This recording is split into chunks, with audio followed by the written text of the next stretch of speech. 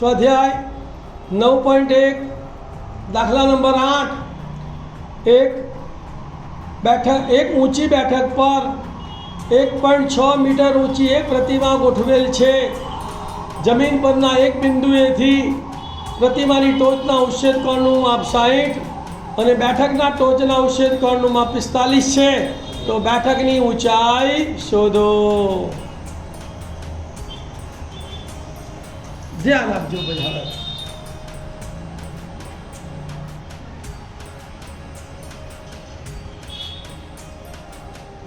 શું કહે છે કે એક બેઠક છે। બેઠક એટલે આટલી હાઈટની એક બેઠક લીટી દોરી કાઢવાની, એના ઉપર આ પ્રતિમાની ઊંચાઈ કેટલી છે 1.6।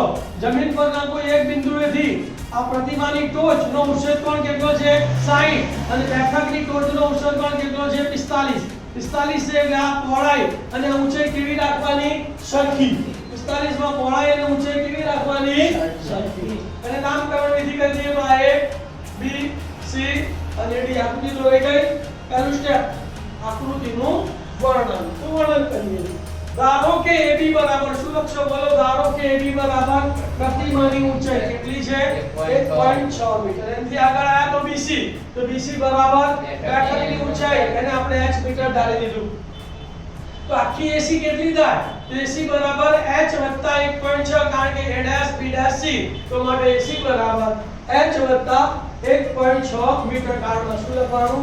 A' B' C તથા CD, તો CD નું કોઈ વર્ણન નથી તો CD બરાબર y મીટર તથા કોણો ABC બરાબર 60° અને કોણો BDC બરાબર 45° બરાબર। બે ત્રિકોણનો દાખલો છે તો આપણે y શોધવાનો નથી એટલે કોને સૂત્ર કરતા બનાવીશું y ને। પહેલો કોણ ત્રિકોણ લઈશું 45 વાળો, તો 45 વાળો કોણ ત્રિકોણ બનશે BCD।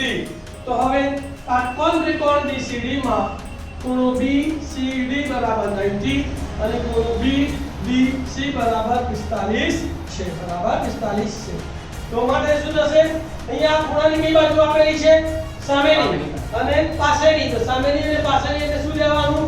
tan। અહીંયા sin cos આવે નહીં તો tan 45 લઈએ તો tan 45 બરાબર સામેની બાજુ એટલે BC અને પાછળની બાજુ એટલે CD। તો tan 45 બરાબર સામેની બાજુ BC છેદમાં પાછળની બાજુ CD। tan 45 નું વેલ્યુ કેટલું છે 1। તો માટે 1 બરાબર BC એટલે h અને CD એટલે y। y ભાગાકારમાં સામે જાય તો y એકા y, તો માટે y બરાબર h। સમીકરણ નંબર 1।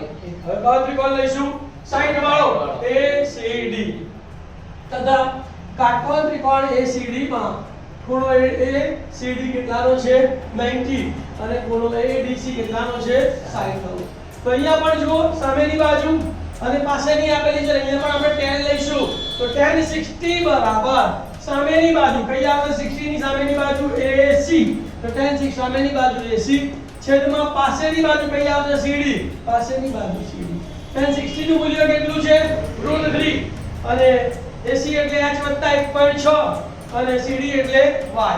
y અને √3 ની અદલા બદલી કરી દઈએ તો y ભાગાકારમાંથી ગુણાકારમાં, √3 ગુણાકારમાંથી ભાગાકારમાં, તો મારે y બરાબર h + 1.6 છેદમાં √3।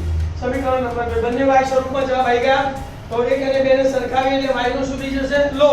તો સમીકરણ 1 અને 2 સરખાવતા તો h બરાબર h + 1.6 છેદમાં √3 ભાગાકારમાં સામે જાય તો માટે √3h બરાબર h + 1.6।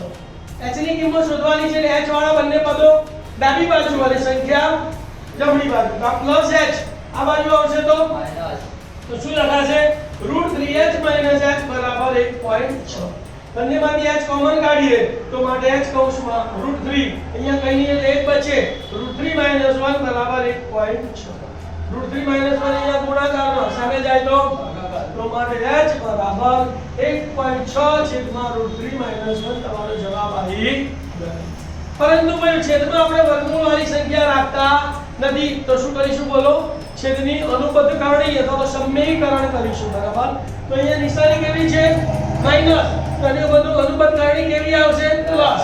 તો અનુબદ્ધ કરણી વડે ગુણીશું તો માટે h બરાબર 1.6 છેદમાં √3 - 1 ગુણ્યા √3 + 1 છેદમાં √3 + 1 કારણમાં શું લખવાનું બોલો છેદની અનુપદ કરણી લેખા જ્યારે છેદની અનુપદ કરણી લઈએ એટલે છેદમાં શું આવે એકવાર ઓછા એકવાર વત્તા તેનું વિસ્તરણ શું થાય પહેલા પદનો વર્ગ ઓછા બીજા પદનો વર્ગ અને અંશનો ગુણાકાર m નો n તો મારે x બરાબર 1.6 ગુણ્યા √3 + 1 અને છેદમાં √3 નો વર્ગ ઓછા 1 નો વર્ગ કારણમાં x - y ગુણ્યા x + y બરાબર x² ઓછા y².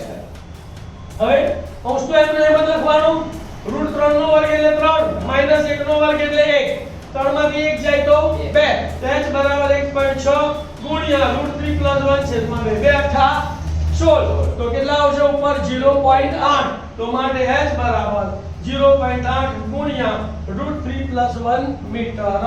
કોની ઊંચાઈ આ બેઠકની ઊંચાઈ બરાબર